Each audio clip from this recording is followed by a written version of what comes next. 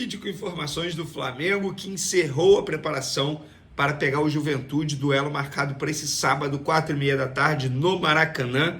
E para esse jogo contra o Juventude, a torcida do Flamengo novamente abraçando os jogadores. Vamos falar de venda de ingressos, vamos falar também do provável time e tem desfalque, na verdade 2 desfalques. Vamos para as informações. É o seguinte, galera, até eu tô gravando esse vídeo aqui, até cerca de 1 hora atrás, ou seja, por volta das 5 horas da tarde, o Flamengo já tinha vendido mais de 45 mil ingressos para o jogo contra o Juventude nesse sábado, 4h30 da tarde. A diretoria do Flamengo espera ter cerca de 55 mil pessoas presentes, e por isso que eu falei na minha introdução que novamente a torcida do Flamengo está abraçando esses jogadores. Lembrando que o Flamengo não vem de uma temporada muito boa, mas desde a chegada do Felipe Luiz tem se mostrado uma equipe com um novo espírito, digamos assim, apesar de muitos desfalques, apesar de muita dificuldade, inclusive em circunstâncias do jogo, com a expulsão do Bruno Henrique, enfim, o Felipe Luiz vem fazendo um bom trabalho. É algo que a torcida do Flamengo tem gostado, por isso está abraçando o time mais uma vez. E por falar em desfalques, o Flamengo tem 2 desfalques para esse jogo de última hora. O Flamengo informou que o atleta Alexandro, o lateral esquerdo, não está recuperado de um desconforto na posterior da coxa direita apresentado na partida contra o Corinthians. Não será relacionado para enfrentar o Juventude. O atacante Carlinhos foi diagnosticado com uma lesão no adutor direito. Já iniciou tratamento no DM rubro-negro. Vamos por partes. A lesão do Carlinhos no adutor da coxa direita, eu apurei que não foi considerada grave, foi considerada leve de grau 1. Ou seja, vai demorar aí cerca de 10 dias para ficar à disposição da comissão técnica novamente. Lembrando que esse é o 3º problema físico do Carlinhos desde a sua chegada ao Flamengo, logo depois do Campeonato Carioca. Ao todo, o atacante tem 16 jogos até o momento, sendo 523 minutos em campo, ou seja, uma baixa minutagem, e 2 gols marcados. O último jogo dele foi no dia 22 de setembro, naquele jogo contra o Grêmio, que ele acabou sendo expulso de uma maneira exagerada, pelo menos na minha visão, mas é um jogador que não está tendo espaço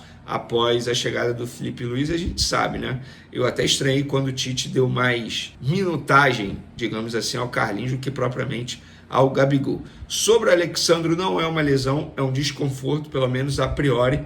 Não preocupa para a final da Copa do Brasil, está sendo preservado esse jogo contra o Juventude.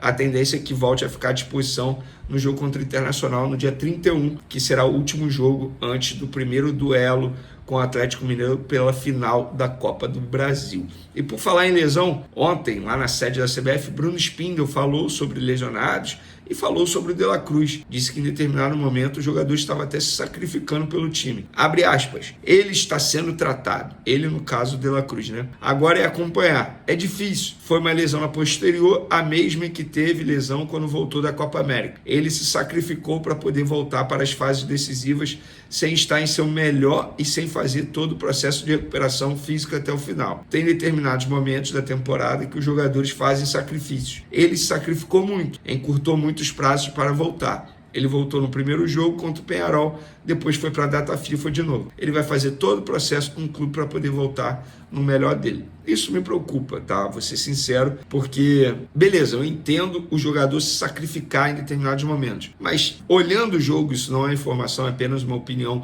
em cima do que eu vi do De La Cruz, ele não tinha condições de jogo. Gente, ele mal corria, ele estava mal demais, muito mal. Então, até que ponto vale a pena o atleta se expor tanto assim? Porque, não sei, pode parecer exagerado, mas eu acho que ele mais atrapalhou do que ajudou. Pelo menos é a minha visão. Não sei se vocês concordam comigo, mas fica aí a fala do Bruno Spindel, atual diretor executivo do Flamengo. E por falar em diretor executivo, nem estava aqui na minha pauta, mas eu vou falar sobre Hugo Souza. Por que eu lembrei ao falar do Bruno Spindel? Porque, obviamente, o Bruno Spindel deve estar à frente dessa situação por ele ser o diretor executivo. Mas a novela envolvendo Hugo Souza, goleiro do Corinthians, que está emprestado ao Corinthians e pertence ao Flamengo, ainda está longe de acabar. Enquanto o Corinthians entende que pode, por contrato, exercer a cláusula de opção de compra de 800 milhões de forma parcelada, o Flamengo rebate e diz que só aceita parcelar se a garantia for um banco, como Caixa Econômica Federal, Bradesco, Banco do Brasil ou Itaú. Os 2 clubes, inclusive, já trocaram notificações extrajudiciais. Eu publiquei essa notícia hoje mais cedo nas minhas outras redes sociais, no Twitter, @VNCasagrande, no Instagram também, @VNCasagrande. 12h05 eu publiquei essa notícia. Porque o Corinthians, assim, tá no contrato, gente. O Flamengo não é obrigado a aceitar a garantia financeira do Corinthians. Eu acho que o Corinthians está, entre aspas, forçando uma barra para poder ganhar tempo. Lembrando que o Corinthians pode exercer a opção de compra até o dia 30 de novembro. 35 dias, mais ou menos. Até lá, muita coisa vai acontecer. E eu não duvido nada que isso pare na justiça. Dando continuidade aqui, vamos falar sobre o provável time do Flamengo para pegar o Juventude. O Felipe Luiz, ele tem uma metodologia de trabalho de não esboçar o time titular na véspera. O Tite, técnico anterior, ele esboçava. Montava ali o time que ele vai mandar a campo e beleza. O Felipe Luiz não é de fazer isso. Ele faz testes, ele mistura bastante. Então, é difícil a gente cravar o time que vai a campo. Mas, segundo a gente apurou, a tendência é que Alcaraz fique como opção no banco de reservas. Tem surpresa no meio de campo? O provável time é Rossi, Wesley, Léo Ortiz, Léo Pereira e Ayrton Lucas. Pulgar, primeiro volante. Everton Araújo, sendo segundo volante. Arrascaeta e Gerson, os dois meias, e no ataque Michael e Gabigol, lembrando que Bruno Henrique está suspenso também para esse duelo, não só para o primeiro jogo da final da Copa do Brasil. E por falar em primeiro jogo da final da Copa do Brasil, a CBF recebeu hoje o pedido do CONSED, que é o Conselho Nacional de Secretários de Educação, para alterar as datas das finais da Copa do Brasil entre Flamengo e Atlético Mineiro, por causa do Enem. A gente já citou isso no último vídeo. Igor de Alvarenga, vice-presidente do CONSED, argumenta que os estudantes precisam de tranquilidade para fazer a prova e as finais da Copa do Brasil podem ser uma distração.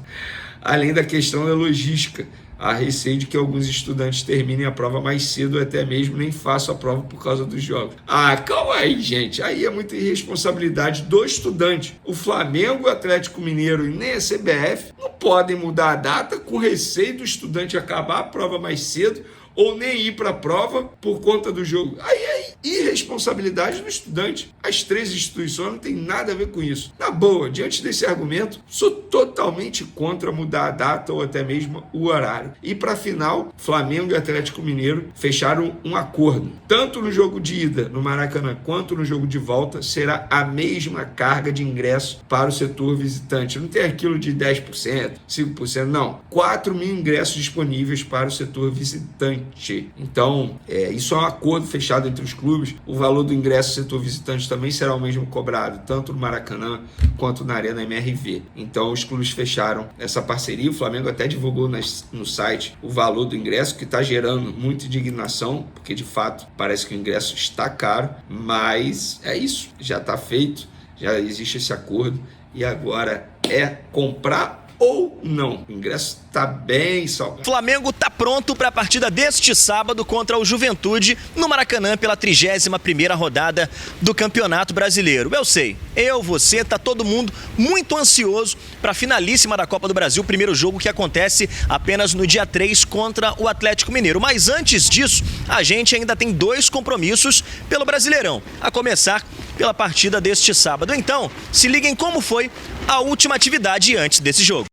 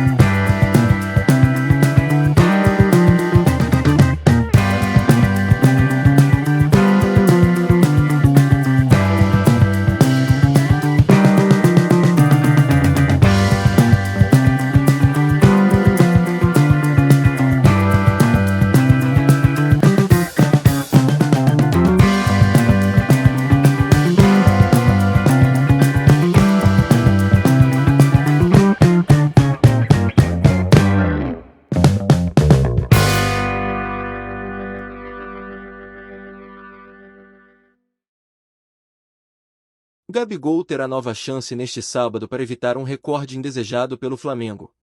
O atacante, que voltou a ser titular com a chegada de Filipe Luís ao comando, ainda busca reencontrar o caminho dos gols. A última vez que balançou as redes foi no dia 20 de julho, em Brasília, quando converteu um pênalti na vitória por 2-1 sobre o Criciúma. Às 16h30, horário de Brasília, pela 31ª rodada do Brasileirão, ele terá a oportunidade de encerrar um incômodo jejum diante do Juventude. Desde julho, Gabigol, agora com 28 anos, soma 14 partidas sem marcar. Esse longo período sem gol já iguala seu pior jejum pelo clube, ocorrido entre agosto de 2023 e janeiro de 2024. Naquela ocasião, ele também ficou 14 jogos sem anotar um gol, até que, em 31 de janeiro, marcou contra o Sampaio Corrêa em um amistoso preparatório. Vale destacar que jogos da pré-temporada nos Estados Unidos, contra Philadelphia Union e Orlando City, não entram na contagem oficial. A fase complicada ganha destaque também no número de minutos acumulados sem gols. A atual seca de 14 partidas representa 700 minutos sem balançar as redes, superando o jejum anterior de 689 minutos. Nos últimos 4 jogos sob o comando de Filipe Luís, Gabigol foi titular, mas ainda não conseguiu se reencontrar com seu melhor desempenho.